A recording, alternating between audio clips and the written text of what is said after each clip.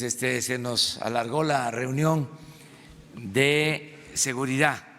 Se trataron varios temas y muy interesantes. Por eso nos demoramos, pero ya estamos aquí. Hoy vamos a informarles sobre el plan migratorio. Correspondía hacerlo ayer, pero también tuvimos varios temas. Hoy vamos a informarles de cómo se va trabajando para atender el tema migratorio, desde luego buscando dar una solución de fondo, atendiendo las causas. El pasado fin de semana nos reunimos con el presidente de Honduras. Continúa el plan de cooperación de México con los países de Centroamérica para hacer todo lo posible y dar oportunidades de trabajo a nuestros hermanos centroamericanos, con el propósito de que no se aliente, que no se promueva por falta de oportunidades o por inseguridad la migración. Esa es la estrategia principal. Eso es el Plan México, enfrentar el fenómeno migratorio con desarrollo, con actividades productivas, con empleo, que la gente tenga opciones, tenga posibilidad de trabajar donde nació, donde están sus familiares, costumbres y cultura. Entonces hemos avanzado y ahora se va a informar al pueblo de México sobre cómo vamos. Solo debemos de tener en cuenta el antecedente. Este plan lo hemos venido proponiendo desde hace mucho tiempo y se apuró, se aceleró a partir de la amenaza de la imposición de aranceles, cuando de manera unilateral se querían imponer aranceles a las mercancías que se producen en México y se venden en Estados Unidos. Ahí se llevó a cabo un acuerdo, hubieron diferencias y al final se llegó a un acuerdo con el gobierno de Estados Unidos y se está cumpliendo ese acuerdo y lo estamos evaluando permanentemente. Se dijo cuando se llegó al acuerdo que se iba a llevar a cabo la primera evaluación a los 45 días, ya transcurrieron esos 45 días y fue buena la evaluación y ahora vamos hacia los 3 meses que se cumplen en septiembre, que va a ser la otra evaluación. Para eso ha sido muy importante la colaboración del equipo que se integró para dar respuesta a este compromiso, para llevar a la práctica el plan. Y está encabezado este equipo por el secretario de Relaciones Exteriores, Marcelo Ebrard, que ha hecho un papel espléndido nos ha ayudado mucho en la coordinación de este equipo y en todo lo que tiene que ver con la política exterior de nuestro país. Entonces, le damos la palabra a Marcelo Ebrard para que informe si es conveniente que informen todos los responsables. Eso lo decidimos ahora, o que Marcelo dé el informe general, y si hay alguna duda sobre algo en particular, pues ya los responsables podrían responder. Eso es todo. Y a ver, Marcelo. Gracias, señor presidente. Con su permiso, señor presidente, buenos días a todas, a todos. Bueno, el día de hoy les informo que sigue reduciéndose el flujo migratorio hacia México y los Estados Unidos. Para el mes que está por concluir, estimamos que tendremos una cifra de 87,648 que llegaron a frontera norte. Recuerdo que en el mes de mayo eran 144,278. Vamos en 87,000, eso significa pues una reducción considerable, como se observa de inmediato. Debo informar también a ustedes que se iniciaron ya las acciones ofrecidas en el Plan de Desarrollo Integral. Somos el único país del mundo que está creando un número de empleos mayor al de las personas que estamos regresando de acuerdo a la ley mexicana a sus países de origen. En el caso de El Salvador, de aquí al mes de diciembre habrá 20,000 nuevos empleos, principalmente en dos programas vinculados al Programa de Desarrollo Integral, al Plan de Desarrollo Integral que se preparó con la CEPAL. El primero es Sembrando Vida, que está dirigido, destinado, orientado a los municipios de los cuales proviene el mayor número de migrantes por razones de pobreza. Municipios rurales, evidentemente. Sembrando Vida está operando ahí. Y el otro programa es Jóvenes Construyendo el Futuro, porque en el caso de El Salvador destaca la presencia muy relevante de jóvenes en el flujo migratorio, incluso de lo que se denomina menores no acompañados. Cuando decimos menores, a veces pensamos en los menores de 6 años o de 8 años, pero los menores también tienen 15, 16, 17 años. Entonces, ya está en operación en El Salvador. Se hizo, como ustedes saben, la visita del presidente de El Salvador. Después, su servidor estuvo en El Salvador para iniciar las acciones por conducto de la Agencia Mexicana de Desarrollo.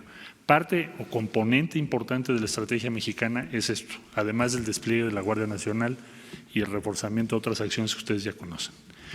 Con Honduras es lo mismo. Honduras es el 47%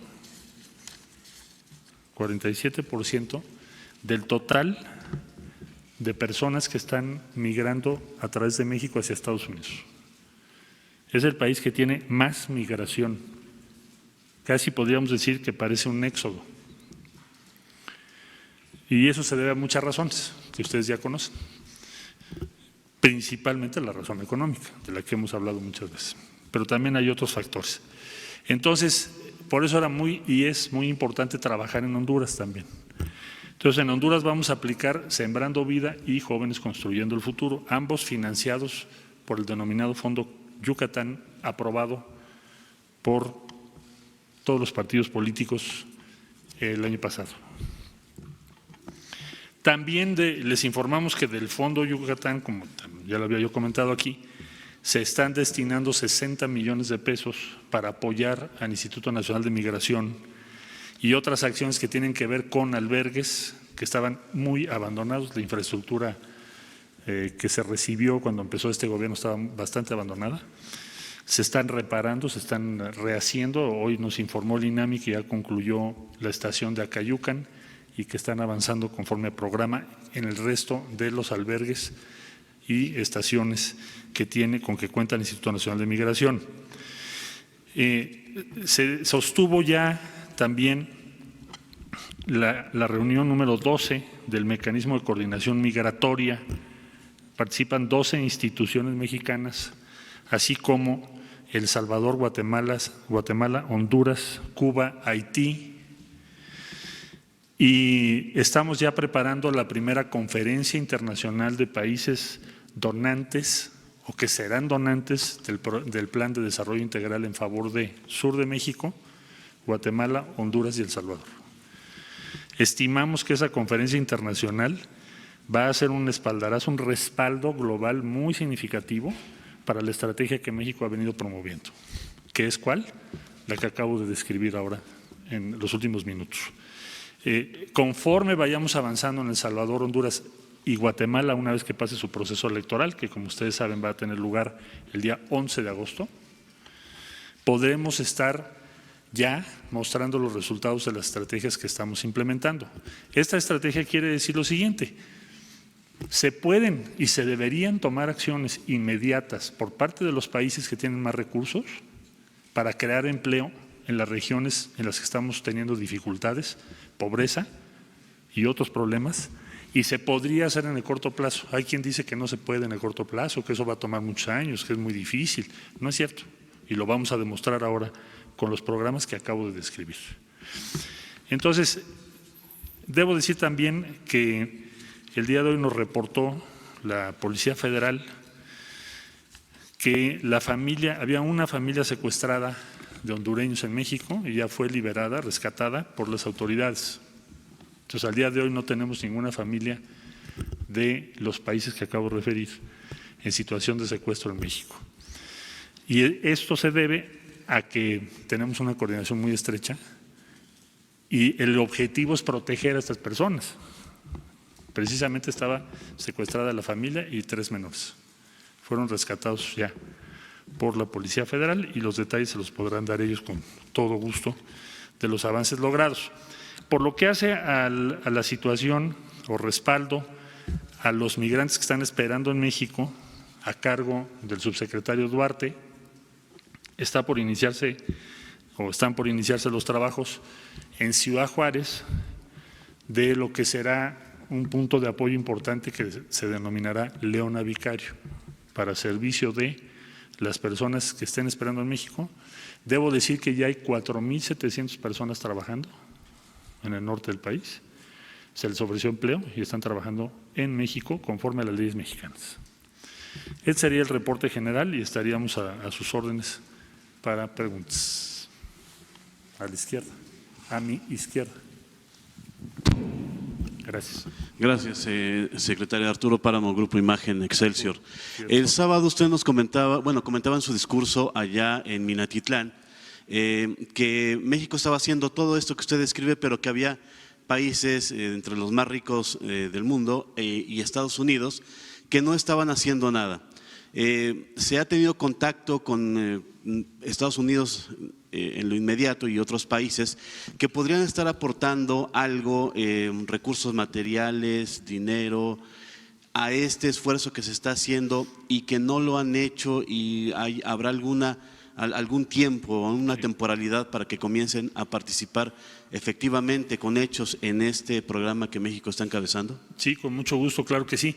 El día 7 de junio en el statement que dimos a conocer en Washington, si ustedes revisan el punto 4, dice: Estados Unidos y México se comprometen a liderar los esfuerzos para llevar a la realidad el Plan de Desarrollo Integral de Centroamérica.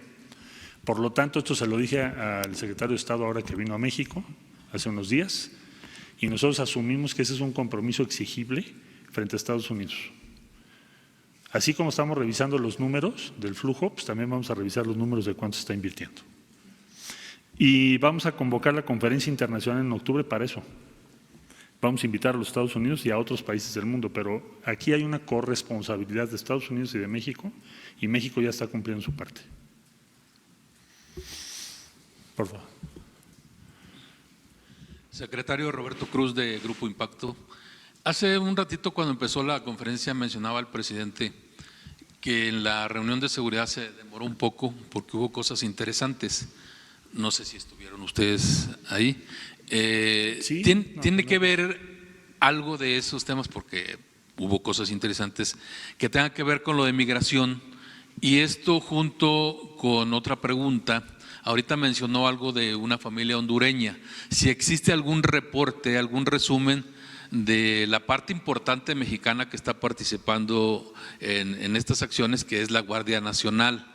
Por ahí desde un principio se hablaba, bueno, pues incluso lo mencionaba Estados Unidos, que cruzaba gente pues que no podía ser bienvenida porque era violenta, porque estaba con delitos, etcétera. Si existe un informe oficial de la Guardia Nacional, además de estas palabras que usted acaba de mencionar. Tengo otra pregunta, pero la dejo para el ratito. Bueno, te respondo esta y la del ratito la vemos mañana o pasado. Yo te diría con mucho gusto que desde luego que hay un reporte de la Guardia Nacional. La Guardia Nacional tiene todos sus operativos desplegados. Estamos moviendo frecuentemente las tácticas que se utilizan, porque pues evidentemente estás frente a un flujo muy importante en donde hay de por medio muchos actores. Entonces la Guardia Nacional sí presentó su reporte y el Instituto Nacional de Migración también. ¿Qué reporte oficial te puedo dar? Pues el que acabo de sintetizar, es decir, hay una reducción, el flujo sigue reduciéndose. El número de empleos creados en El Salvador y Honduras está creciendo por parte nuestra de México. Y las investigaciones en curso, que por supuesto hay muchos datos interesantes, no las podemos dar a conocer ahora, pero lo podremos dar a conocer muy pronto. Dijo el señor presidente, son interesantes y van a ser contundentes, pero ya que estén listas las presentamos. Sí, bueno, no diría yo, lo vamos a ver ahora con las… Pero hay muchos datos que les vamos a compartir, pero ya sobre acciones de gobierno. Por favor. Muy buenos días, canciller Rafael Herrera, corresponsal de Sin Censura con Vicente Serrano. ¿Cuántos repatriados o deportados se han apoyado con este nuevo plan, canciller? Hace unos días nos comentaba aquí en conferencia que le había dicho el presidente que primero los mexicanos, que le había girado incluso instrucciones para que los mexicanos fueran apoyados. ¿Cuántos empleos se han dado en este caso de todos los mexicanos que han sido repatriados o deportados desde Estados Unidos? Muchas gracias. Mira, con los repatriados mexicanos acabamos de poner sobre la mesa que Estados Unidos los mande vía aérea a puntos más cercanos a sus lugares de origen.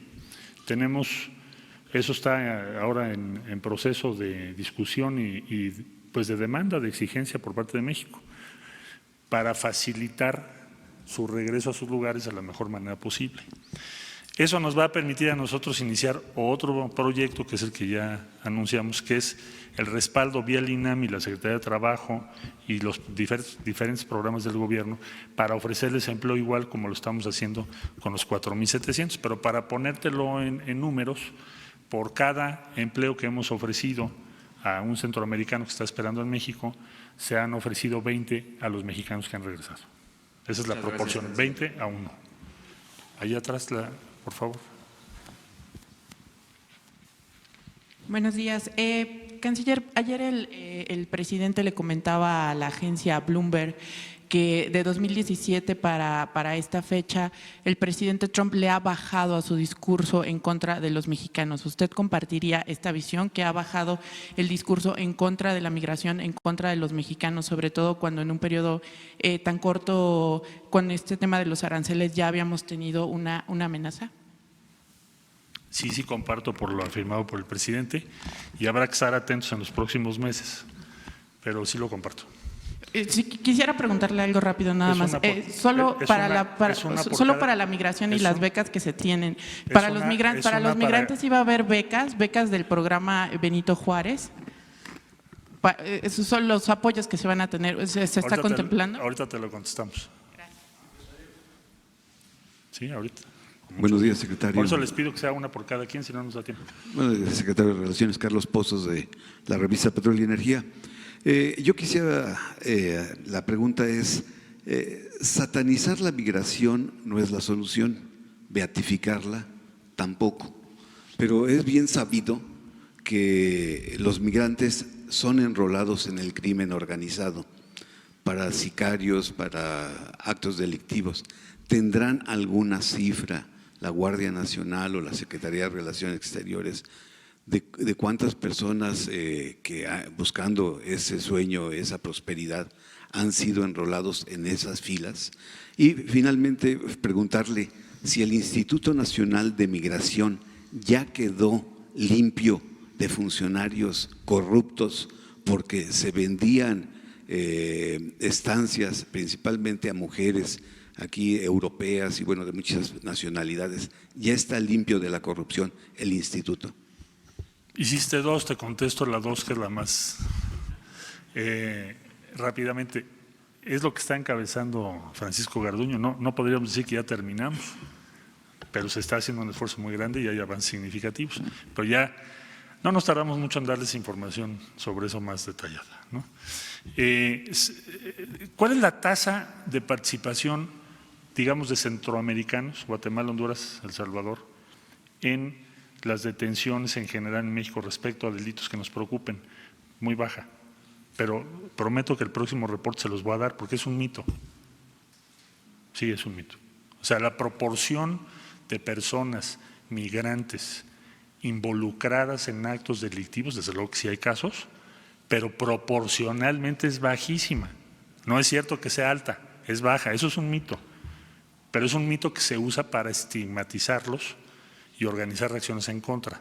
Pero con mucho gusto, te doy la cifra exacta en el próximo reporte con todo gusto. Voy a pedírselo a la Fiscalía General de la República, a las fiscalías de los estados, que nos hagan favor de compartirnos esa información y se las damos a conocer. Con mucho gusto. Por favor. Gracias, secretario. Antonio López, del periódico La Razón. Insistir en este tema de los secuestros. Usted ya aclaró que no hay migrantes secuestrados en el país.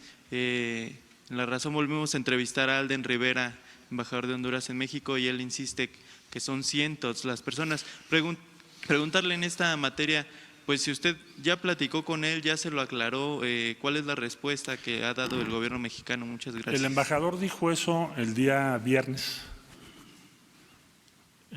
justo en las vísperas de la visita del presidente de Honduras. Yo diría en primer lugar que México es el único país ahorita que está ayudando a Honduras. No hay ningún programa de empleo de 20,000 empleos financiados por México, en este caso, o 20,000 empleos financiados por otro país en Honduras. Entonces yo creo que lo primero es, yo rescataría pues lo que ahí se expresó. Nosotros no estamos respaldando o apoyando más que a las personas que están teniendo que emigrar pues, por la pobreza extrema que hay en Honduras. Entonces, el primer punto. Lo vi el sábado al embajador y le aclaré que el único reporte que hay en México de una persona, familia, o sea, una familia, una persona, secuestrados, era el que estoy refiriendo. Todavía no se daba su liberación. No tenemos otro. Le dije, pero si usted tiene otro caso, por favor dígamelo pues, para que lo podamos atender, para que se pueda investigar, para que se pueda resolver. Y no existe otro caso. Entonces, por otro lado, le diría a usted que también le comenté, con todo respeto, que el 47% de las personas que están atravesando México provienen de Honduras.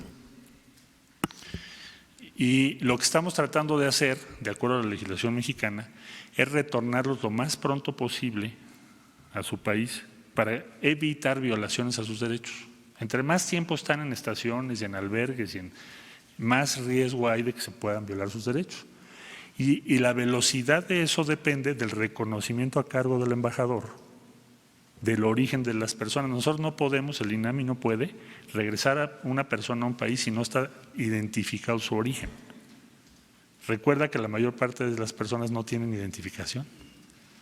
Entonces dependemos del trabajo de la embajada e inclusive le ofrecimos que nosotros le ponemos oficinas en el país. ¿Para qué?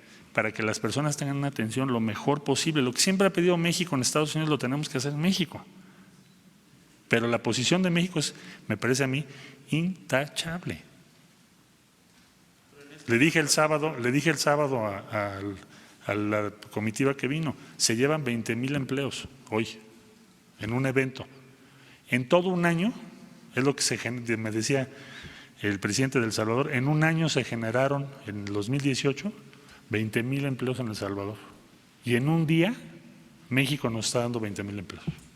Y esas son las cifras, es la realidad. Entonces, la única familia está liberada. Por eso no tenemos ningún dato de otra familia que esté en esa circunstancia. Pero si lo tiene el embajador, que nos lo dé y con mucho gusto lo atendemos, como con la prontitud y celeridad que se hizo este caso. Tú, por favor. Secretario, preguntarle sobre en Oaxaca, el Congreso de Oaxaca acaba de aprobar, tiene un mes, que Oaxaca sea una entidad santuario para migrantes. ¿Cómo van ustedes en la implementación de esta decisión que toma Oaxaca? No se van a violar los derechos de los migrantes en esa entidad, pero también implementaron allí un plan de empleo con el padre Solalinde. Si lo puede explicar y también cuáles los servicios de salud que se les están dando a los migrantes también, servicios de empleo y todo lo que implique este plan, por favor. Mire, los derechos humanos de los migrantes no se deben violar en ningún lado. Eso está en la Constitución de México. Celebro que Oaxaca tome esas decisiones y debo decir que los estados de la República en general nos han apoyado mucho en esta tarea, porque es un trabajo conjunto y también participa la sociedad civil. Hay toda una red de albergues y de personas comprometidas con los migrantes que son muy respetables y que nos han ayudado muchísimo, en Oaxaca, en Chiapas, en Tabasco y en todo el norte del país.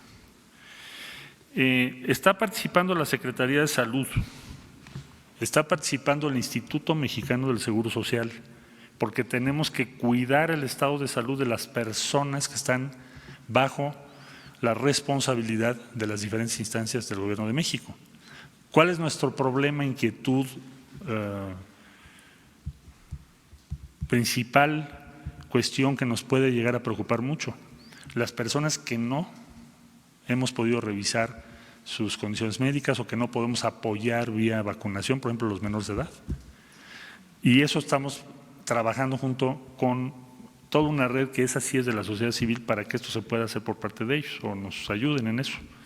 Entonces está participando la Secretaría de Salud, el DIF está participando de manera muy importante, toda la red de albergues del DIF, y les pedimos un protocolo que por cierto ya se va a presentar, que tiene que ver con el trato a los menores de edad.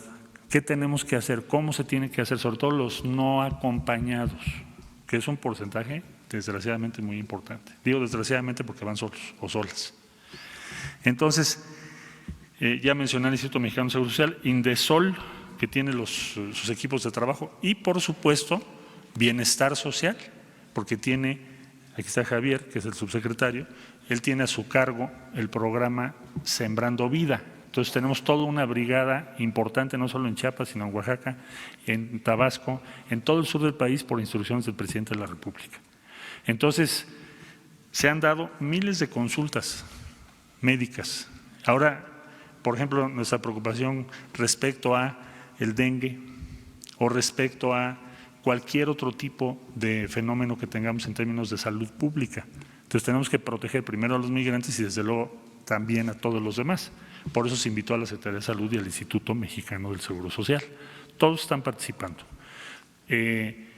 Debo decir que esta reducción de 144,278 a 87,000 que menciono,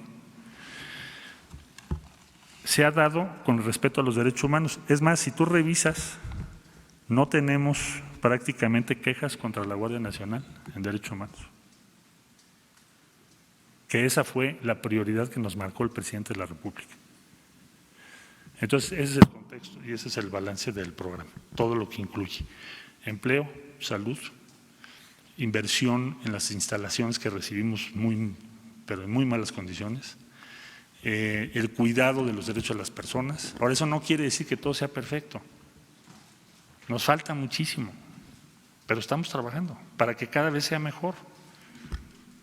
para que todos los días podamos mejorar lo que hacemos respecto a los derechos de las personas. Y al mismo tiempo mostrarle a los países poderosos que si se hiciera una inversión en Honduras, en Salvador, en Guatemala, podría cambiar sustancialmente la situación que estamos viviendo.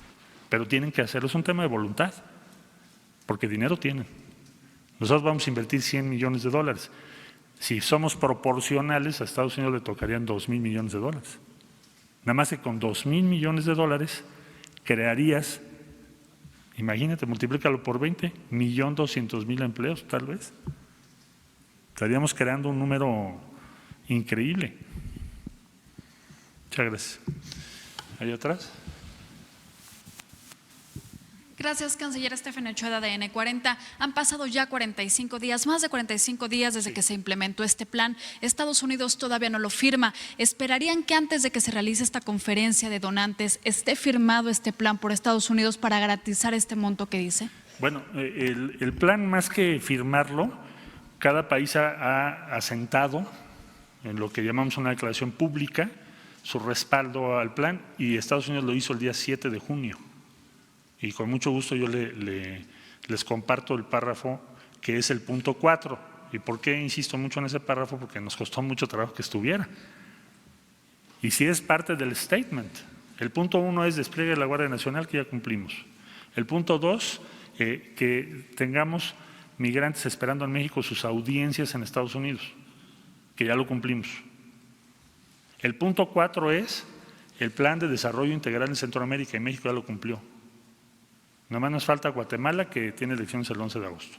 Y ahí dice, ahí Estados Unidos lo puso, pues ese statement nos compromete a las dos partes, no nada más a México. Y ahí dice en el punto 4 que Estados Unidos se compromete a liderar junto con México la aplicación del Plan de Desarrollo Integral para Centroamérica preparado por la CEPAL. Así lo dice. Entonces, para nosotros ya es un compromiso público de Estados Unidos, porque así se acordó. Así está establecido, así está escrito. Y México ha cumplido lo que se comprometió a hacer. Entonces nosotros también le vamos a decir a Estados Unidos, tú tienes que cumplir lo que tú dijiste que ibas a hacer. Porque el 1 y el 2 nos tocan a nosotros y el 4 te toca a ti. Gracias. Por favor. Señor, Mark Stevenson, de la agencia de noticias AP. Desde Nuevo Laredo siguen votando literalmente migrantes regresados bajo el programa MPP, los suben a un camión y los botan en Monterrey, o sea, sin más ni más. Como están construyendo un centro de atención en Ciudad Juárez, no es necesario o no sería necesario construirlo en toda la frontera donde están regresando migrantes. Y por otra parte, usted ventiló el caso de Celaya, de la empresa de camiones de transportes que literalmente tenía una operación industrial. ¿Hay algún detalle que nos puede dar si estas empresas camuflajeaban sus camiones para transportar migrantes con nombres de empresas que realmente las camiones no eran de esas empresas? Sí, es muy importante lo que estás mencionando.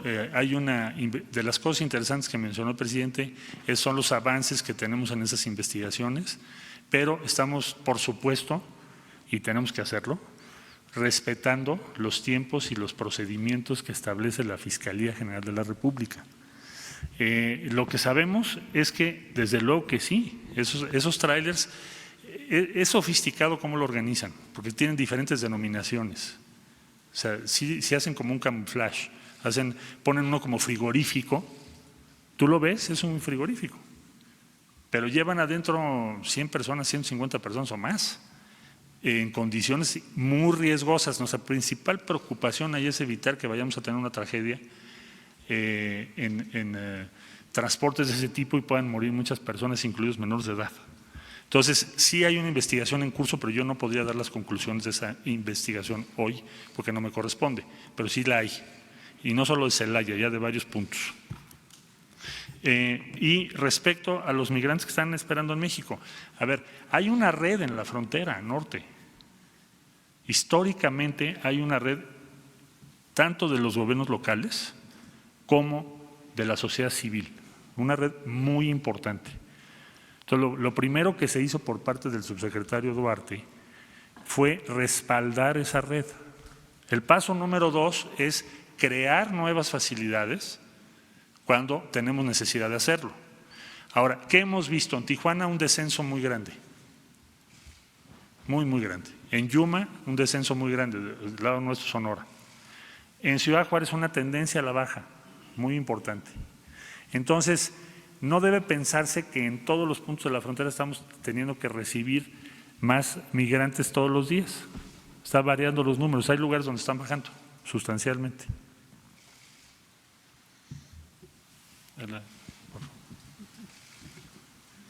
Buenos días, secretario. Buenos Jacqueline días. López de El CEO.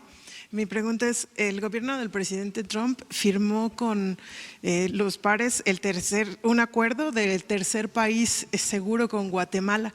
¿Cuál es su postura? ¿Cuál sería la postura de México? ¿Y esto qué traería? ¿Qué beneficios traería o consecuencias? Muchas gracias.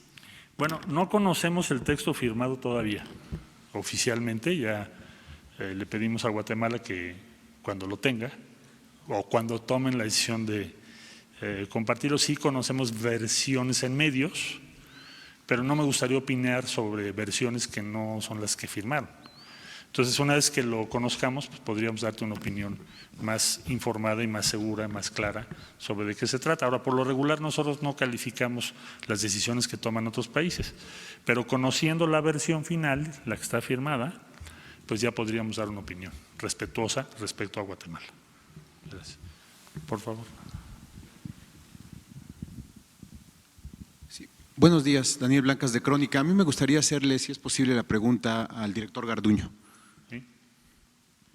Haz la pregunta y ya ver si la contesta él. Bueno, sí está atento. La pregunta es, usted, bueno, sabemos que entró a medio camino a la institución, pero sí me gustaría conocer, al menos, tenemos poco tiempo en la conferencia, pero al menos cuál es el diagnóstico que tiene de su equipo de trabajo. ¿Cuántos agentes de migración están actualmente operando? ¿Cuántos son nuevos? Es decir, ¿cuántos fueron dados de baja? Y si hay denuncias presentadas contra algunos de los elementos, algunos de los agentes, para por corruptelas o por anomalías que hayan cometido o fechorías que hayan cometido durante su gestión. Por favor.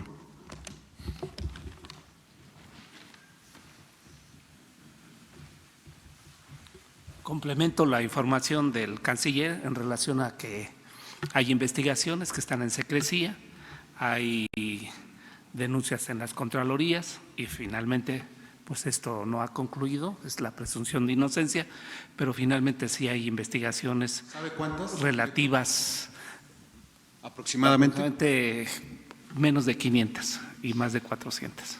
Entre 400 y 500 denuncias contra elementos. Y luego el instituto pues es una carrera profesional, hay que respetar a los trabajadores que lo están haciendo bien, que se han sumado al proyecto de esta transformación y bueno, pues castigar a los malos elementos que finalmente puede haber y que tendremos que seguir combatiendo porque es uno de los ejes fundamentales que es combate a la corrupción. Se tendría que estabilizar el instituto con transparencia, con reconocimiento a la carrera profesional y pues castigar a los malosos, como decimos. ¿Cuántos elementos hay actualmente? ¿Cuántos agentes hay? Hay 5.400 empleados en el Instituto Nacional de Migración, hay 1.500 agentes federales de migración y se han sumado de algunas otras áreas para reforzar estas tareas del control seguro, ordenado en la frontera sur. ¿Cuántos son nuevos elementos en esta, digamos, nueva era? Hubo una convocatoria y en esa convocatoria son 80 los que se han dado de alta y sigue abierta la convocatoria a fin de que sea pública, de que esté transparente y que vayan incorporándose los aspirantes que así lo deseen y pasar las pruebas y el control de confianza. Bueno, muchas gracias, porque tenemos poco tiempo. Otra oportunidad habrá. Gracias. Dos más, allá atrás. Buenos días. Quisiera saber sobre el programa Jóvenes Construyendo el Futuro, cómo se va a aplicar, sobre todo en Honduras, si solo se va, por decir, a exportar el modelo y las autoridades de este país la van a aterrizar, o si va a haber colaboración desde las autoridades mexicanas y también de las empresas mexicanas. Gracias. Vamos a trabajar, porque son las reglas de operación, por conducto de la Agencia Mexicana de Cooperación y Desarrollo. No hacemos transferencias a los gobiernos, sino se hacen las transferencias bancarias directo a los beneficiarios, siguiendo la misma pauta que tenemos aquí en México. La Embajada de México en Honduras tiene la responsabilidad, David Jiménez, de coordinar los trabajos para esto. Es un reto, nunca habíamos hecho un programa para 20,000 personas en otro país, es la primera vez que México va a hacer eso, pero lo hacemos entusiasmados y con gusto porque sabemos que vamos a tener un impacto en esas comunidades. México hizo un diagnóstico en la que participaron 90 investigadores mexicanos de muy diversas instituciones para determinar de dónde vienen los migrantes que pasan por México, qué promedio de edad tienen, qué género, cuál es su perfil y muchos de sus aspiraciones. Entonces, la base de nuestro trabajo es ese diagnóstico que nos lleva a municipios muy específicos y a zonas muy específicas. Por ejemplo, en Honduras, el número 1 es Tegucigalpa, número 2 es San Pedro Sula. Entonces sabemos, ya si te vas al número 3, 4, 5, 6, 7, 8, te vas a la zona rural. Muchas de esa zona o alguna parte de esa zona es zona cafetalera, donde tienen ahora un problema con la caída de los precios del petróleo, del café y lo que está sucediendo con el cambio climático en Centroamérica. Pero en fin, lo vamos a tu pregunta, lo vamos a ejercer vía la Agencia Mexicana de Cooperación y Desarrollo y las transferencias de recursos son directas para los beneficiarios y van a participar empresas tanto mexicanas como de Honduras en este programa, en el caso de Honduras, también en El Salvador. ¿Perdón? Sí, el mismo monto, es igual que en México, es lo mismo. Allá atrás, por favor.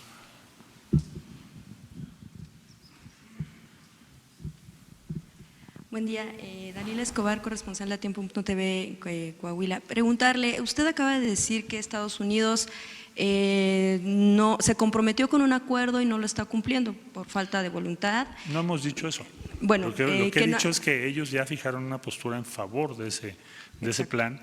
Estamos convocando una conferencia internacional, ahora que vino el secretario Pompeo se lo compartí y estamos invitando a Estados Unidos para eso. Y lo que diremos es, tenemos que cumplir lo establecido en el punto 4 del statement del día 7 de junio. México es el primero que lo cumple. Ahora, pues ha pasado muy poco tiempo. Se nos ha dicho incluso que ha sorprendido que México en tan corto tiempo esté aplicando esta acción.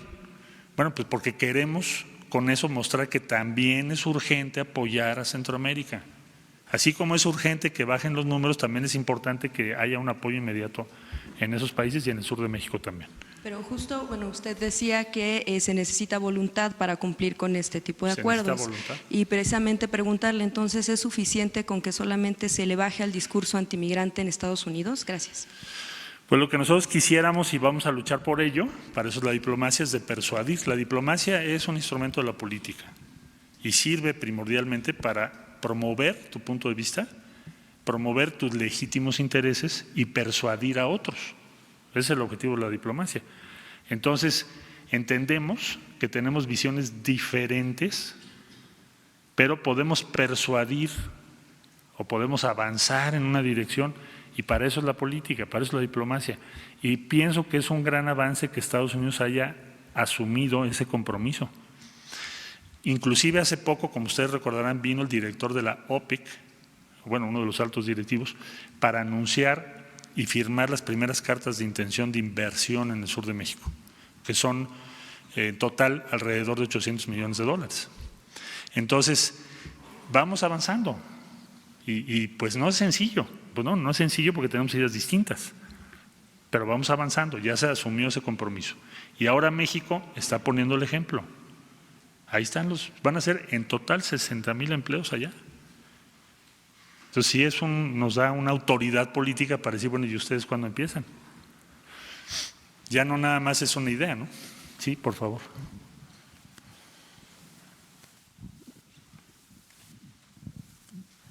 Secretario, buenos días. Noemí Gutiérrez de Efecto TV. Preguntarle, aquí la oposición en México dijo que México es incongruente porque se están destinando 90 millones de dólares a Centroamérica, sin embargo aquí se están teniendo ajustes y recortes. ¿Esta es una política incongruente la que tiene México? Bueno, yo respondería lo siguiente. Primero me sorprende, me extraña porque hace poco tuve una larga reunión con la comisión que se formó a resultas de que les propusimos tener una comisión Senado, Cámara de Diputados, para llevar a cabo una diplomacia de unidad nacional. Es decir, no tomaremos ninguna decisión respecto a Estados Unidos en la que no estemos de acuerdo todas las fuerzas políticas. Es la única vez que se ha hecho, y esto por instrucciones del presidente, de decir, bueno, tenemos la mayoría y tenemos la confianza afortunadamente del pueblo, pero queremos que todas las fuerzas políticas participen en lo que tiene que ver con las negociaciones más importantes para México en este momento, que son con Estados Unidos. Entonces les invité a la Cancillería, fueron todas las diferentes senadoras y diputados. La que coordina es la senadora Beatriz Paredes, que por cierto también estuvo el sábado junto con el senador Vasconcelos en Minatitlán. Y todas las acciones que estamos emprendiendo, tanto con Honduras como El Salvador y las que vendrán con Guatemala, hasta ahora que yo vea, tienen expreso consenso de las fuerzas políticas representadas en el Congreso de la Unión. En mi reunión, ninguna fuerza política me dijo que estaban en contra de esas inversiones. Pero además, es lógico que así sea, porque el Fondo Yucatán se votó por todas las fuerzas políticas. Ninguna fuerza política objetó ese fondo, y ese fondo está hecho para financiar proyectos en Centroamérica. Así fue creado. Entonces yo diría que una razón de fortaleza de México en este momento en su negociación es precisamente que tenemos un consenso, tenemos un acuerdo. Hay muchas polémicas políticas, pero en lo que tiene que ver con proteger los intereses nacionales de México, y eso habla bien de nuestra democracia, tenemos unidad. Ahora, eso implica dos cosas. Primero, compartirles la información y ser muy transparentes en todo lo que hacemos. Y así hemos ido. Todas las negociaciones, pláticas, intercambios, se los informamos inmediatamente con todo detalle. Es un poco inusual, pero vale la pena, porque no puedes tú comprometerte a apoyar algo si no te informan correctamente todo lo que se está diciendo o lo que se está planteando. Y segundo lugar, porque todos estamos de acuerdo en que dos parámetros. México no va a aceptar ser tercer país seguro, lo hemos dicho y lo seguiremos diciendo, y en eso hay acuerdo de todas las fuerzas políticas, ninguna fuerza política está en contra de eso. Y el otro punto de referencia es que la solución del tema migratorio es ofrecer alternativas y oportunidades para las personas en sus lugares de origen.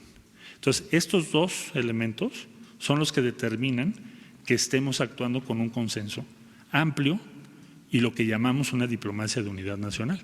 Y así nos vamos a mantener en las próximas semanas. Todo lo que estamos haciendo en El Salvador y Honduras es del conocimiento de esta comisión. Han estado no solo en los eventos, sino que tienen el detalle, e incluso nos propusieron que hiciéramos una sesión en el Instituto Matías Romero para discutir cuál puede ser el futuro del modelo de lo que estamos proponiendo o de la idea mexicana respecto a migración, y lo vamos a hacer, lo vamos a llevar a cabo. Muchas gracias. ¿Tú? Gracias, canciller Enrique Legarreta, Quinto Poder. Preguntarle, el fin de semana se reportó otra muerte de un mexicano custodiado por los agentes migratorios en Estados Unidos. ¿Qué plantea el gobierno mexicano para que ya no se sigan dando estos casos de mexicanos que fallecen por estar desatendidos o que no se les da un trato digno en los centros de detención en los Estados Unidos? México tiene, como sabes, la infraestructura consular más importante en Estados Unidos en este momento. Nosotros hacemos y estamos presentes vía los consulados, alrededor del 80% de los casos estamos presentes. Desde luego que ahora necesitamos canalizar más apoyos a los consulados, es lo que estamos tratando de hacer, para responder a las necesidades que tienen nuestros connacionales en Estados Unidos. Estábamos en estado de alerta por las redadas, ordené que se revisaran todos los casos de detenidos, incluso tú me lo preguntaste, me lo planteaste aquí, y así se hizo y ya los clasificamos. Entonces, lo que quiero decir es, cada vez vamos a hacer más y vamos a estar más cerca y cada vez vamos a tener más posibilidades de apoyar a nuestros connacionales porque es nuestra obligación primera, es lo que nos ha pedido el presidente, eso es una prioridad nacional y pues corre a cargo de nosotros que se lleve a cabo. Y yo diría que los consulados sí están haciendo un trabajo bastante intenso en la representación de los mexicanos que así lo han decidido en Estados Unidos. Pero eso no obsta que no podamos y debamos mejorarlo, ampliarlo y perfeccionarlo. Y en eso estamos comprometidos todos los días. Es lo que tenemos que hacer para evitar eso que estás tú comentando ahorita. Ahora tú, para que no haya quejas del lado izquierdo. Canciller, buenos días. Misael Zavala del Universal. Ha explicado que son 100 millones de dólares para los tres países de Centroamérica. Me parece que son 30 millones para cada uno, serían 90, y 10 millones para, digamos, todo lo que es la ejecución de este programa. Mi pregunta sería, ¿son 100 millones de dólares cada año? Es decir, al final del sexenio serán 600 millones de dólares para estos tres países. Puede haber variaciones en ese monto porque depende de la autorización que nos dé el Congreso de la Unión cada año, pero yo supondría que el diseño de este fondo y inclusive lo que guardamos para el año entrante, estamos utilizando la mitad del fondo y tenemos reservas para mantener el 2020 con el mismo ritmo, incluso más allá, llegaríamos hasta 2021, pero supongo que el Congreso sí nos apoyará para mantener ese rubro y ese monto a lo largo de todo el sexenio. Sí, por favor. Señor presidente, señor canciller, Jaime Hernández de Bajo Palabra. La Guardia Nacional parece no haber sido entrenada en la legislación migratoria, por ejemplo. El caso de la Casa del Migrante de Saltillo, donde se intentó el 25 de julio detener a migrantes en contra de la ley de migración, de acuerdo con el artículo 76. ¿Cuál es la estrategia a seguir para apoyar a estos albergues y entrenar a la Guardia Nacional? Bueno, le haría yo una precisión, hasta donde tenemos información, no hubo ningún ingreso para detener a nadie, eso no es así, vamos a aclararlo. Y la Guardia Nacional no ha cometido hasta este momento ningún acto que haya conducido a un problema respecto a derechos humanos de personas. No tenemos ninguna referencia. Es más, yo voy a ver al presidente de la Comisión Nacional de Derechos Humanos mañana porque me interesa tener eso muy claro. Entonces sí hay quejas, pero no respecto a la Guardia Nacional. Entonces, ahora, ¿quién tiene que llevar a cabo la acción directa cuando tienes que hablar con un migrante y pedirle sus documentos? Pues el INAMI, el Instituto Nacional de Migración. ¿Qué hace la Guardia Nacional? La Guardia Nacional tiene que respaldar al INAMI, pero no lo puedes sustituir salvo que haya un delito flagrante en ese momento, esté pasando algo muy grave. Pero si no es así, es el INAMI el que lo está haciendo. Tuvimos conocimiento de ese caso por vía de las redes sociales y lo revisamos, pero nadie entró a ese albergue y no se trata de entrar a los albergues. No es la política del gobierno mexicano hacer eso. Ni fue la Guardia. Policía Estatal y Sedena, pero no la Guardia Nacional. Bueno, por favor. Gracias, canciller. Para insistirle sobre este tema del traslado que se está haciendo de migrantes que son regresados a México y que los suben en autobuses, por ejemplo, en lugares como Nuevo Laredo, los trasladan a Monterrey con el argumento de que hay inseguridad en la zona de Tamaulipas, y llegando, por ejemplo, a Monterrey, los sueltan y prácticamente los botan porque no son instalados en ningún albergue y están abandonados a su suerte en las calles. ¿Qué ocurre con este caso? Bueno, es que no. Primero, Estados Unidos no puede soltar a nadie en territorio mexicano. Eso lo hace la autoridad mexicana, no Estados Unidos. Nosotros jamás aceptaríamos que Estados Unidos haga eso en nuestro territorio, para precisar, aclarar. El INAMI sí lo hace, sí los mueve, porque en Tamaulipas tenemos una cierta capacidad en albergues y no vas a poner a todos los migrantes en albergues. Esa es una idea equivocada. Hay muchos migrantes esperando su resolución de asilo que no están en albergues. Bueno, hay cubanos en hoteles, por ejemplo. Hay otros que ya rentaron vivienda.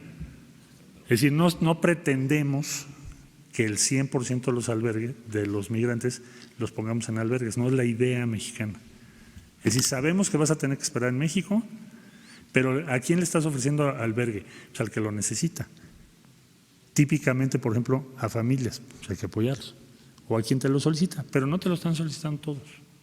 Yo diría que más de la mitad no te lo solicitan, no quieren estar en albergues.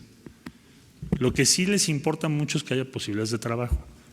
Por eso, Horacio nos informó hoy en la mañana, son 4,700 los que ya tienen trabajo en este momento. ¿Te acuerdas que el último reporte andábamos en 370? O sea, creció más de 10 veces. Entonces, y vamos a seguir en esa misma línea de trabajo. El número de personas que nos están regresando varía por cada punto. En Tamaulipas es más alto, porque llega más gente a Tamaulipas. Pero si te vas a Tijuana, no llegan a 30 al día. ¿A qué deberíamos de llegar? Pues a números cada vez menores, para que no tengan todo. Imagínate tú, ya cruzaron su país, ya cruzaron México, ya llegaron a Estados Unidos, luego tienen que esperar aquí no sé cuánto tiempo que les den una audiencia. Entonces, se les da el apoyo, pero no debe pensarse. El caso de Monterrey, por ejemplo, que dices que están en las calles, no lo creo que estén masivamente en las calles, pero te ofrezco que lo puedo revisar, pero no puede ser simplemente porque los números no dan.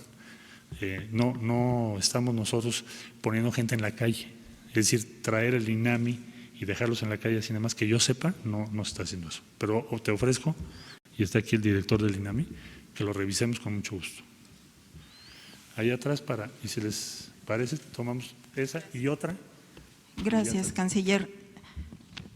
A sus órdenes. Nancy Rodríguez, de Oro Sólido. Canciller, seguramente usted junto con el presidente han analizado profundamente que en estos países, al igual que en México, el cáncer ha sido la corrupción, pero ya están peor que aquí, canciller. Hay una oligarquía entre familias no más de 20, entre 10, 20, en El Salvador, en Guatemala, en Honduras. Pero ustedes no podrán intervenir como aquí en México en cuanto a sus políticas anticorrupción del señor presidente o de austeridad. ¿Qué plan tienen en este sentido? ¿Qué han dialogado? ¿Qué han analizado ustedes en relación a este tema, que es de fondo? Gracias, canciller. Sí, con mucho gusto le diría yo que México, la cooperación mexicana, que ahora nos convierte en el país con más cooperación en términos de empleos en esos 3 países, en Honduras, El Salvador y próximamente Guatemala. Nosotros partimos de la base de nuestros principios constitucionales. El primer principio constitucional es la no intervención. Nosotros no le vamos a decir ni a El Salvador, ni a Honduras, ni a Guatemala cómo se deben de organizar o cómo debe ser su gobierno o qué leyes deben cambiar, porque si el día que hagamos eso, pues estaríamos ya igual que otros compañeros que a eso se han dedicado. México no va a hacer eso, porque es una prohibición constitucional, no es opcional. Tenemos nuestras opiniones, pero nosotros no somos ni pretendemos intervenir en esos países. Ahora, ¿cómo vamos a garantizar la transparencia de los recursos que se van a usar? Que sería la pregunta, entiendo, de usted. Los va a ejercer la Agencia Mexicana de Cooperación y Desarrollo. Son recursos verificables por el Congreso de la Unión, ya se lo comentamos tanto a Honduras como a El Salvador, y son auditables por la Auditoría Superior de la Federación de México, porque son recursos de los contribuyentes mexicanos. Y nosotros tenemos que velar porque se ejerzan exactamente para el fin al que han sido dispuestos. Por lo tanto, nuestra obligación es que los recursos se entreguen directamente al beneficiario. O sea, no vamos a entregar un cheque al gobierno de cada país para que cada país lo ejerza, sino entregaremos el recurso directamente a cada beneficiario. Y están plenamente conscientes, por supuesto, los países, los gobiernos, de que estas son las reglas y las normas mexicanas. El año entrante pues tendremos auditoría de la Auditoría Superior de la Federación, y eso lo sabemos todos, sobre todo la Agencia Mexicana de Cooperación y Desarrollo. Entonces vamos a ser muy cuidadosos en el ejercicio de esos recursos para garantizar que tengan el destino para el que fueron diseñados o propuestos o asignados. Bueno, última pregunta, por favor. Buenos días, canciller Diana Ventáez, de Diario 24 Horas. Preguntarle si Estados Unidos le ha informado de cuántas solicitudes de asilo ya se han resuelto para los migrantes que están esperando en México y cuántas esperarían resolver al término de estos 90 días, este plazo que se había establecido con el gobierno de Estados Unidos. Entre el reporte que tenemos, aunque no oficialmente, pero lo voy a pedir por vía oficial, es que entre soluciones y personas que ya no se presentan a la audiencia, no sé en qué proporción, es alrededor del 40%. Pero lo pediré por escrito para dárselos a ustedes. Pero oralmente nos han dicho que alrededor del 40%. ¿Y cuánto se esperaría que se hubieran resuelto estas solicitudes de asilo ya cuando se cumplan estos 90 días de que pues se sería firme ese porcentaje, ¿no? Lo que esperaríamos, que esté en torno al 40%. Eso será parte de la evaluación que también debe presentarse. Es uno de los puntos. Gracias. Y eso se vence más o menos el 6 de septiembre. ¿Sí? Muchas gracias por su atención.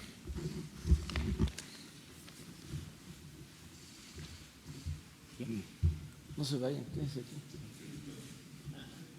Bueno, ya es muy amplio el informe,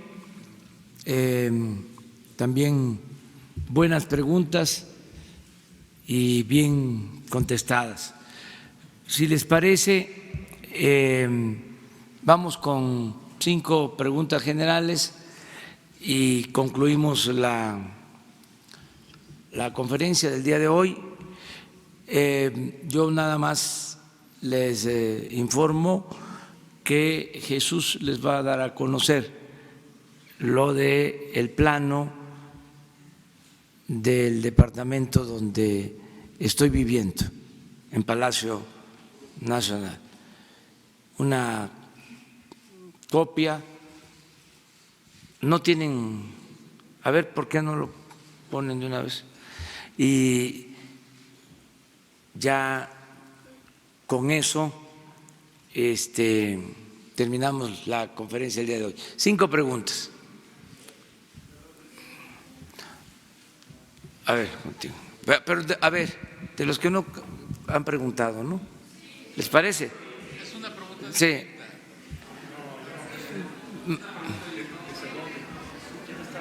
Bueno, vámonos ya estás ahí. Pero sí los 4 restantes nuevos. Va. A ver, presidente, es un tema que se trató hace algunos días, que provocó suspicacia y es un tema interesante. Hubo un tema que sacó a luz el compañero Olvera, el tema, repito, es interesante, sobre que existen grupos, partidos, PRI, PAN, PRD, Verde, Movimiento Ciudadano, medios de comunicación y empresarios que, según dijo él, fraguan un golpe de Estado. Digo que el tema es fuerte e importante porque, como lo hemos visto en otros países, eso lo realizan los militares descontentos, no la sociedad civil, y ya hay mucha gente preocupada y platicando sobre el tema, en redes sociales principalmente. Mi pregunta, usted ya dio su opinión, pero mi pregunta es si usted tiene ya algún comentario del secretario de la Defensa o de la Marina o del secretario de Seguridad Federal sobre este rumor que dicen que existe, o si acaso usted citaría a alguno de ellos a la mañanera para despejar dudas o de plano, pues que la ciudadanía comience a guarecerse. No, al contrario, estar tranquilos, estamos bien y de buenas. Ayer lo dije en una entrevista a una agencia especializada en economía, la agencia Bloomberg. Estamos muy bien, la gente está muy contenta con el cambio, hay felicidad en nuestro pueblo. No puedo repetir aquí lo que me expresan, pero también en las redes sociales, un actor bueno, no porque simpatice, sino porque es un buen actor, la verdad. Acaba de expresar, declaró de que no se le quita todavía la felicidad de haber votado por la transformación. Entonces, la gente está contenta con el cambio. Y hay algunos que están,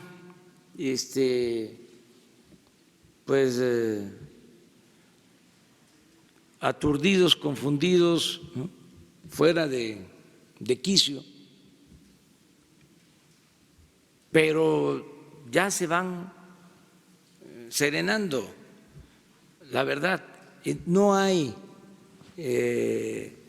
ningún asomo de inestabilidad política. La oposición actúa con responsabilidad,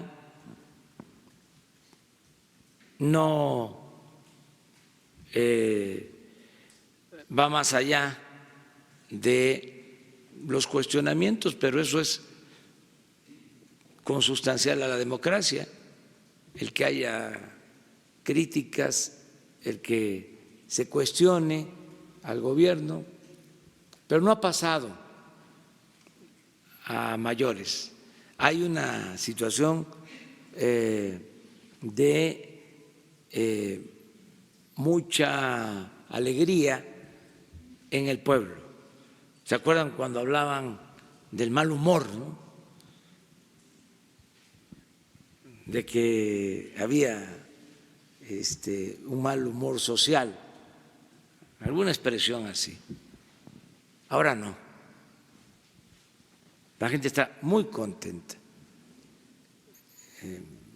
Y yo lo constato en mis giras, porque no solo voy a los actos que se organizan para hacer evaluaciones del gobierno, pues me paro al comer en fondas, a los baños, en las gasolinerías, paso por todos los pueblos, me saludan, les da gusto que yo ande recorriendo el país. Muy pocas expresiones, les diría nada de rechazo. Entonces, hay desde luego oposición, pero no irresponsable. Existe desde luego el conservadurismo, siempre lo hemos dicho, que históricamente ha existido ese pensamiento, como el pensamiento liberal, y hay oposición, pero no pasa a mayores. Y también inconformidad y protestas, porque se están llevando a cabo cambios. No es poca cosa, hasta rechina poco. Deberían de haber más protestas, porque se está desmontando un régimen corrupto, se está desmantelando un régimen corrupto de arriba hacia abajo. Entonces, no hay problemas mayores. Además, no solo son los intereses creados o quienes medraban con el gobierno haciendo jugosos negocios al amparo del poder público, sino también el pensamiento. Imagínense lo que fue el adoctrinamiento de 36 años de política neoliberal para decirlo, no lo voy a decir, iba a decirlo coloquialmente, pero sí tuvo una influencia.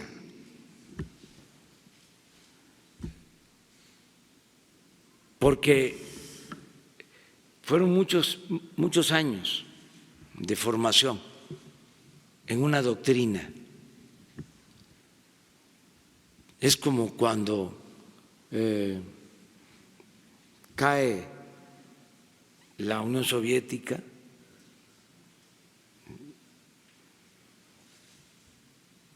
se cae un régimen, imagínense quienes se formaron en ese pensamiento. Es muy fuerte la readaptación. Es lo mismo. Un economista, ayer le dije en la entrevista al director de Bloomberg algo que creo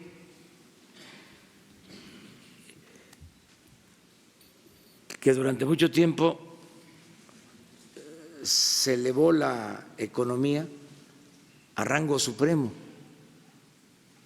y se subordinó todo lo demás, y que yo no creía en eso, que incluso ese fue parte del problema. Es muy importante la atención de los asuntos públicos como para encomendárselos a los economistas. Es como encomendarle la paz de un país a un militar.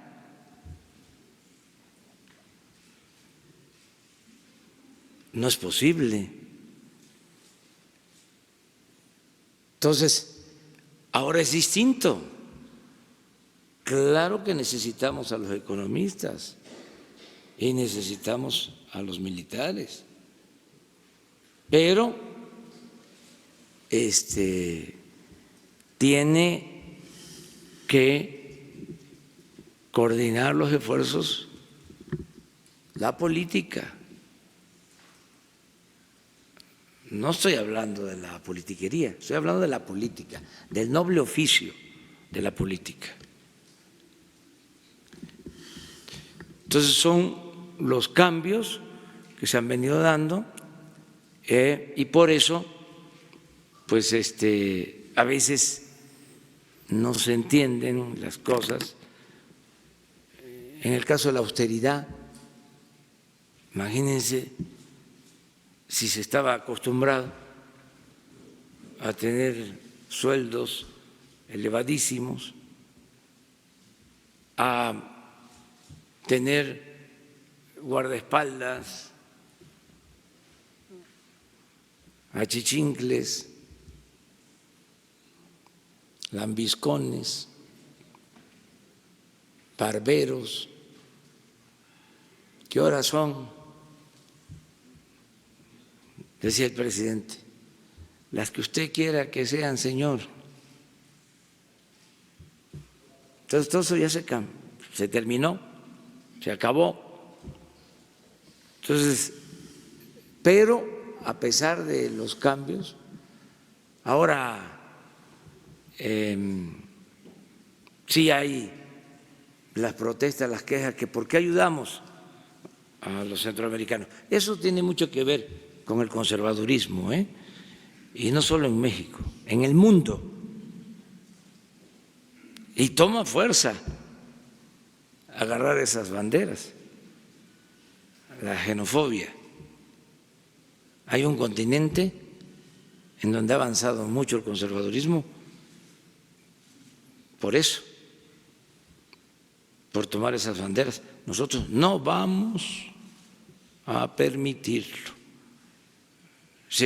Eso no tiene que ver con nuestra idiosincrasia. El pueblo de México siempre ha sido un pueblo muy solidario, fraterno. Que dicen, a ver,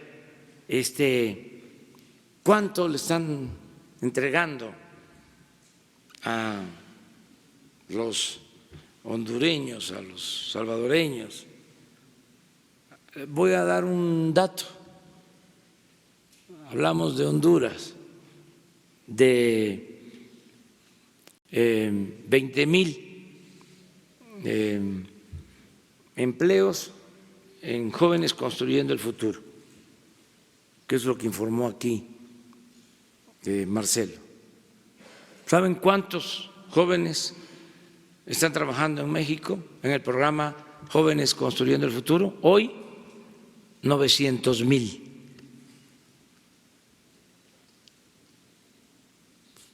¿Qué dicen los conservadores, los que están a favor de la xenofobia? ¿Por qué a Honduras y por qué no a México?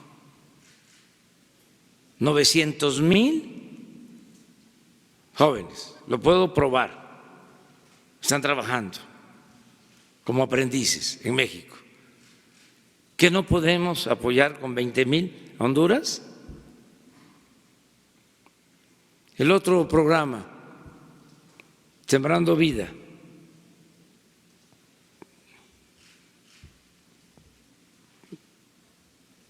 ¿cuántos compromisos hay en cuanto a Sembrando Vida, Marcelo? Salvador, 20,000. Y están trabajando, Sembrando Vida, en México, 226,000. 226,000 hoy y 20,000 Sembrando Vida en El Salvador. O sea, no somos candil de la calle y oscuridad de la casa.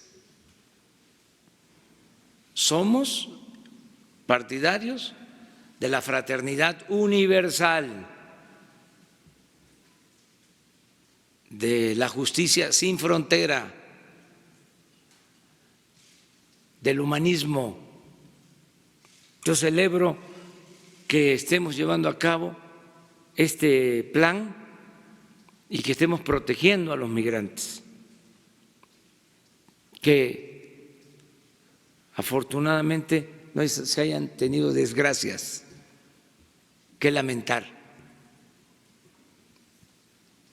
No hablemos de represión, sino de volcaduras, de asfixias en camiones, de epidemias y pérdida de vidas de menores. Esa es mi preocupación. En eso estamos protegiendo. Ayer también lo decía en la entrevista de Bloomberg, que es mejor para nosotros, por el cuidado a los migrantes, proteger el sureste, que pasen al norte por los riesgos, por lo que aquí se mencionaba, de las bandas. Entonces los estamos cuidando, son nuestros hermanos. Claro, tenemos que cumplir con nuestras leyes, tiene que haber orden, la democracia es orden democrático, y seguir convenciendo y persuadiendo de que lo mejor es la justicia, la paz, es fruto de la justicia. Entonces, vamos a continuar de esta manera. Gracias, presidente. Buenos días. Nayeli Roldán, reportera de Animal Político. Dado que la estafa maestra documentó un sistema de corrupción y no solamente un caso, no solamente está implicada Rosario Robles, sino también el gobernador del Estado de México, por ejemplo, Alfredo del Mazo, Emilio Lozoya, Gerardo Ruiz Esparza. Y en total fueron 11 titulares de diferentes dependencias y organismos implicados, insisto, en un sistema de corrupción que desvió más de 5,000 millones de pesos de recursos públicos. La pregunta, presidente, es: ¿usted instruirá a organismos como el SAT o la Unidad de Inteligencia Financiera para que justamente investigue cómo fue este flujo de dinero? Porque esas entidades pueden determinar perfectamente en qué cuentas bancarias terminaron esos recursos desviados a través de empresas fantasma. Bueno, puntualmente 3 cosas. 1, 0 corrupción. Y agrego, 0 impunidad. 2, no solapar actos de corrupción. No somos tapadera. 3, se está apoyando a la Fiscalía General en todo lo que nos solicita, porque la Fiscalía tiene abiertas investigaciones en este caso y todos los informes que tienen que ver con datos de inteligencia financiera. Hay la instrucción precisa a Santiago Nieto de que se entregue toda la información y la Fiscalía va a resolver. No hay impunidad para nadie. Entonces hay que esperar nada más que concluyan las investigaciones y los procesos legales. Claro, solo que en este caso, presidente, solamente existen denuncias específicamente en contra de la Sedesol y la Sedatu, que justamente encabezaba Rosario Robles. La pregunta es si su gobierno también investigará al resto de implicados en este sistema de corrupción, porque en estos casos no hay denuncia, tendrían que interponerlas. La Procuraduría está, en este caso la Fiscalía, está haciendo la investigación y amplia, sin limitaciones. Tengo la información de que se retomó esta investigación y se amplió, que es lo que está haciendo la Fiscalía. Para más funcionarios. No sé exactamente, pero como se dice en estos casos, lo que resulte de la investigación, sin límites, todos los que puedan estar implicados. Se llama declarar, ese es el procedimiento, y de esa forma van saliendo, ¿sí? Hipótesis y se siguen las investigaciones para que haya justicia y se tome en cuenta a todos los implicados, que no haya protección para nadie. Pero eso corresponde a la Fiscalía y nosotros aportar toda la información que nos soliciten sobre esto. 2, vamos 2. A ver, bueno, pues este es el departamento. Ya estaba construido.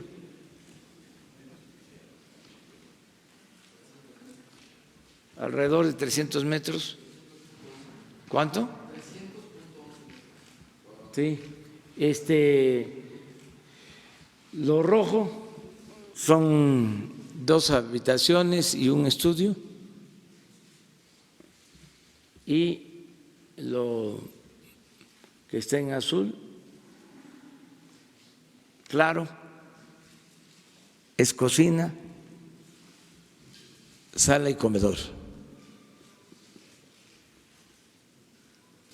La ubicación es así, se las encargo a ustedes, que son mirones profesionales.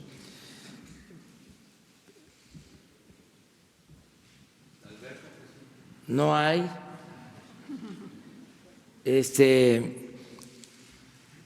Me ayuda mucho el estar aquí, porque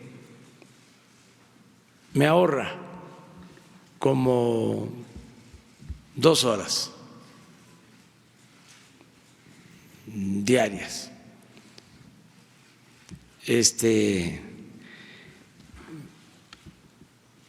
No tiene nada que ver con la parte histórica. Este sitio ya estaba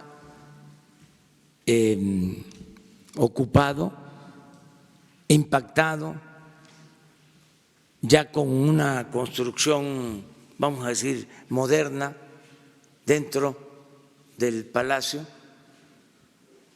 No está junto a los salones.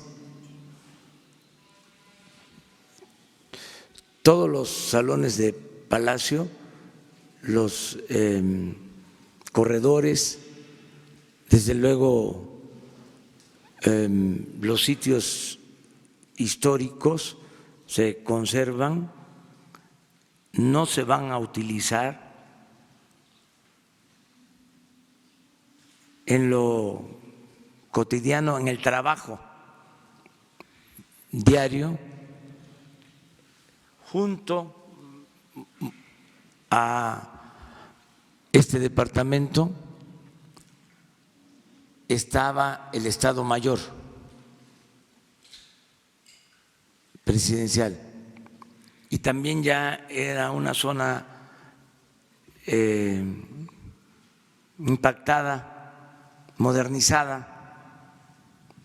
Entonces, ahí vamos a atender en lo que era la oficina del Estado Mayor, para no utilizar el comedor grande. A veces salen fotos en donde hacemos reuniones en el comedor principal del palacio. Entonces ya no se va a usar, solo para ceremonias de trascendencia cultural, diplomática, y se va a despachar en lo que era el Estado Mayor Presidencial. Es el área que se va a utilizar. Vamos a procurar también que en los salones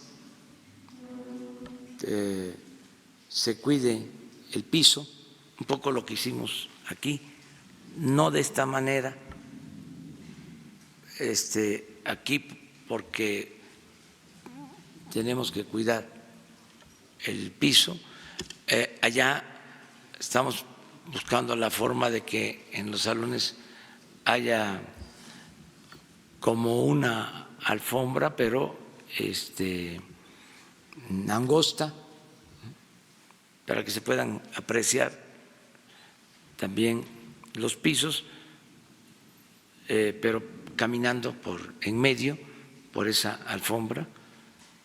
Cuidar este palacio, que es de todos los mexicanos y es nuestra historia, porque este palacio tiene pues 500 años,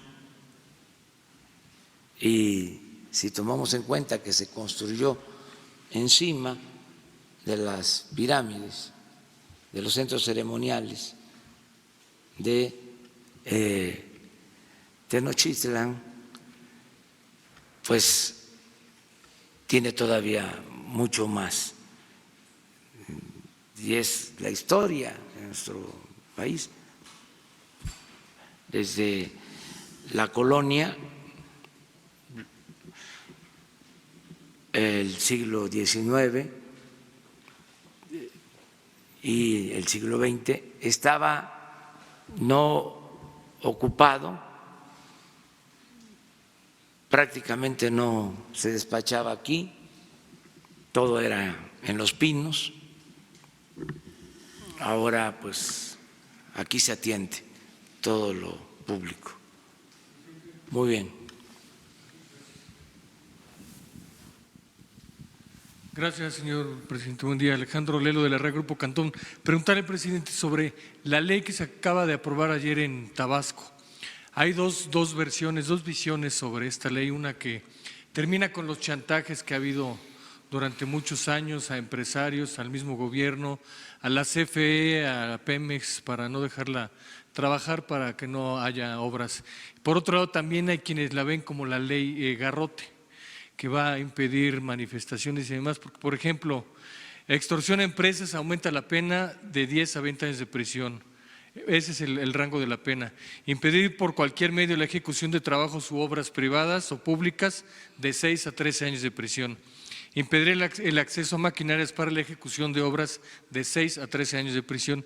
Y el cierre de calles, carreteras y avenidas, pena de 5 años de prisión. ¿Cuál es su postura, señor presidente, ya que se aprobó esta ley? Ayer comentó algo, pero ya sobre la aprobación de esta ley y con las penas. ¿Cuál es su postura? Pues yo pienso que se estaba abusando, habían extorsiones, corrupción, y era necesario poner orden. Creo que ese fue el motivo principal de esta nueva legislación. Desde luego hay que proteger los derechos de los ciudadanos, no puede afectarse el derecho a disentir, el derecho a la manifestación, la libertad en general, ¿no? Hay que ver eso. Pero yo tengo el informe de que no se afectan derechos humanos y no se limitan las libertades de los ciudadanos. Ese es el informe que tengo. Y sí es necesario que se acabe con la extorsión y que no se permita la corrupción, porque ¿qué puede pasar en el mediano plazo? De que limpiemos arriba. Yo estoy hablando aquí, ya lo dije una vez y lo repito ahora, de que no hay corrupción tolerada, y me diga un empresario, un comerciante, pues el presidente está en la luna, está en otro planeta, porque a mí me extorsionan. Yo sigo padeciendo de la corrupción. Es acabar con la corrupción comenzando arriba, para dar el ejemplo, porque estoy convencido de que la corrupción se extendió de arriba hacia abajo, no de abajo hacia arriba. No creo para nada, rechazo la versión de que la corrupción es parte de la cultura del pueblo de México. Así, lo rechazo por completo. Podría decir que es un absurdo, lo menos, porque en nuestro pueblo siempre, lo he dicho, hay una gran reserva de valores culturales, morales, espirituales. El problema se creó arriba, se dio el mal ejemplo arriba, y por eso hay que acabar con la corrupción de arriba para abajo, cómo se barren las escaleras. Y esa es otra diferencia que tenemos con el conservadurismo. ¿Saben qué hacían los conservadores? Hablaban nada más de la mordida, hasta hacían encuestas y dejaban carteras con señalización o identificación en la cartera para ver el grado de corrupción de un país. En las casetas telefónicas colocaban para ver cuántos hablaban devolviendo la cartera. Y en función de eso decían, este país es más corrupto que este otro. Pero arriba no se medía la corrupción. Entonces, la medían nada más abajo, solo las mordidas, no las tarascadas.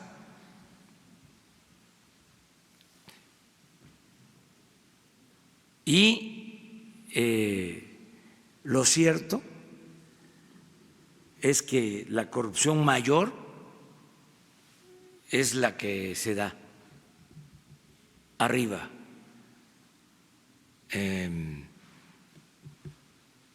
La complicidad del poder económico con el poder político, los saqueos permitidos. Imagínense modificar las leyes para robar, y pasaba de noche todo eso.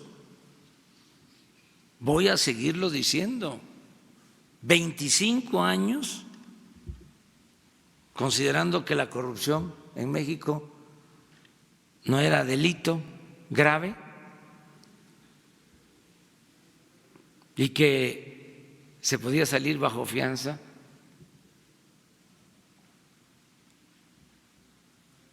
Pues así era. Entonces, ahora tiene que cambiar todo, todos aportarnos bien, empezando arriba. Por eso tenemos que ser todavía más enérgicos con los de arriba,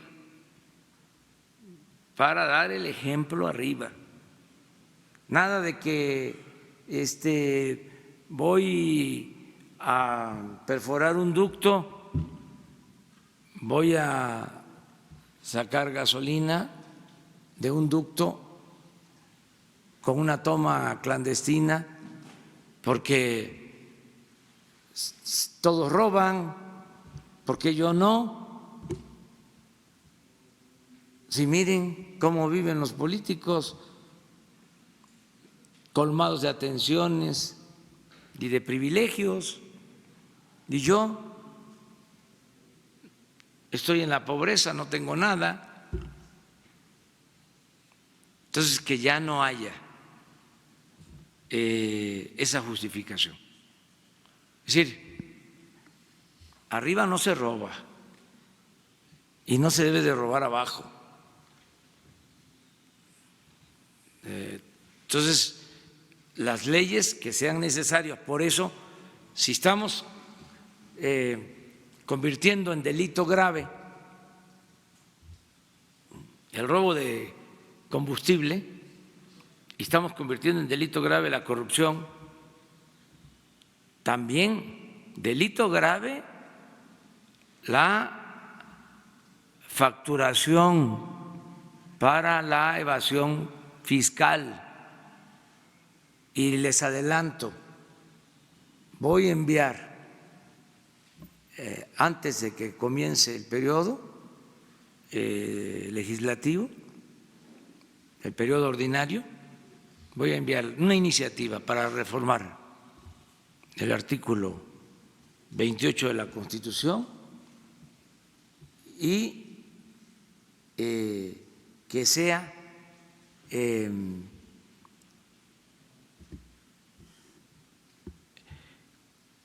quitado el derecho a la condonación de impuestos, que se elimine de la Constitución. Mejor dicho, que quede establecido que está prohibido el que se condonen impuestos, para que se acaben los abusos que se cometían también en este sentido. Gracias. Rápido, ¿ya no me va a dar la segunda? Mañana. Ok, gracias. Ya contigo terminamos. Ya llevamos 6, ¿eh? No, como 3, ¿no? Buenos días, señor presidente. Buenos días a todos. Buenos días a todos y a todas. Silvia Diaram, de Intelectua, Canal Alternativo. Señor presidente, en el rubro de la salud tengo 4 preguntas. Bueno, dejémosla en 3 y la cuarta de pilón. Una, ¿podría ser que la odontología llegara a todo el sector de la población a través del sistema de salud de bienestar? Odontología hace muchísima falta en todos los sectores de la población, sobre todo en los más pobres. 2, la población entre 30 y 67 años que son discapacitados tienen muchísima duda si van a entrar al programa de ayuda. Es gente que tiene que comprar aparatos ortopédicos, son carísimos, no hay descuentos, tiene que comprar desde cremas especiales, medicinas especiales y muchas cosas. Y hay mucha gente que necesita verdaderamente la ayuda. 3, hay modo de que exista un programa especial para transporte en referente a los discapacitados. ¿Por qué me refiero a esto? Porque hay personas que no se pueden trasladar en servicio urbano, necesitan taxi, los taxis no dan descuentos. Los autobuses foráneos sí, algunos dan descuentos, pero no todos. Y las líneas aéreas, pues bueno, ni hablemos de ellas porque en su vida han hecho un descuento para discapacitados. Y el pilón, ¿podría haber modo de que se pasaran los cintillos con todo lo que usted dice, con todo lo que los secretarios y los directores dicen y con todas las preguntas de los periodistas y de toda la gente que participamos aquí, porque existe mucha gente que no lee el sistema de señas y se quedan en blanco y quieren participar y quieren ser activos en todas las conferencias y no pueden. Eso es todo, señor presidente. Gracias. Pues vamos a lo último. En los actos ya se hace. Sí, pero las conferencias no. Bueno. No se hace. Solamente el sistema de señas, y cuando es en YouTube, entonces sí, pero en… Lo vemos. Sí, en la televisión no hay cintillos. No hay. No, véanlo, chéquenlo, que lo chequen, sí, por favor. Lo vemos. Que lo chequen. Lo vemos. Ajá. Lo del transporte, pues sería un programa especial, se puede revisar. lo de ampliar la edad, estamos empezando por niñas y niños discapacitados pobres, que significan 1 millón. Es el compromiso que tenemos. En la medida que tengamos más presupuesto, lo vamos a ampliar. Y se están haciendo también excepciones. Cuando se trata de gente mayor, muy humilde, muy necesitada, se hacen excepciones.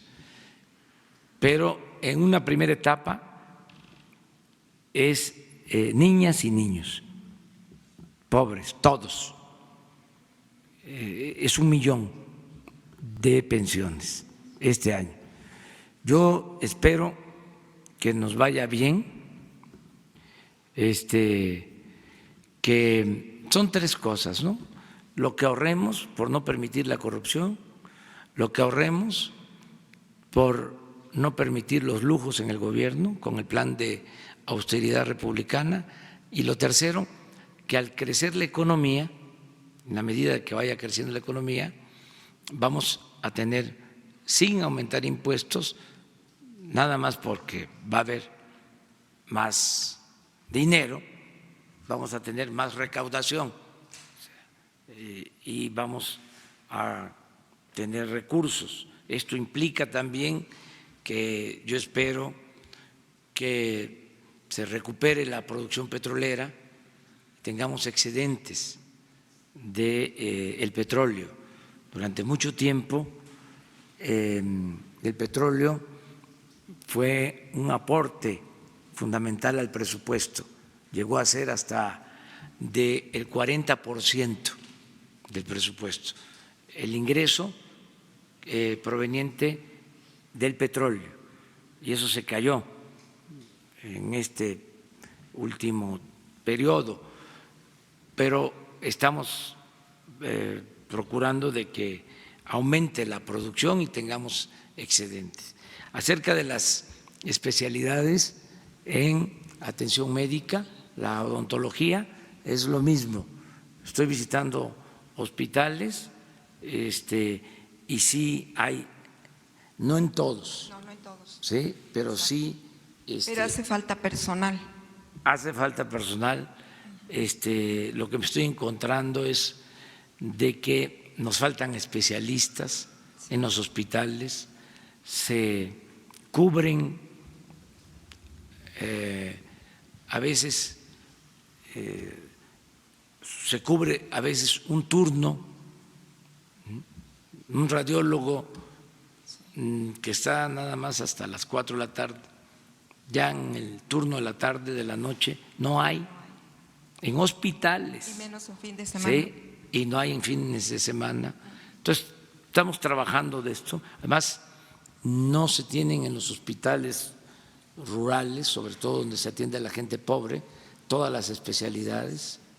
Entonces, estamos trabajando esto, fortaleciendo desde luego la medicina preventiva, el que tengamos atención desde las unidades médicas rurales, los centros de salud y estos servicios. Va a depender también de los recursos. Yo espero que vamos a mejorar mucho en todos los servicios educativos y de salud.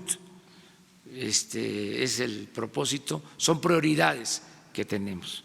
Y ahora sí, nos vemos mañana. No se le olvide el ICEMIM del Estado de México. Sí. Necesita una buena limpia, desde con jale, con lejía y con todo.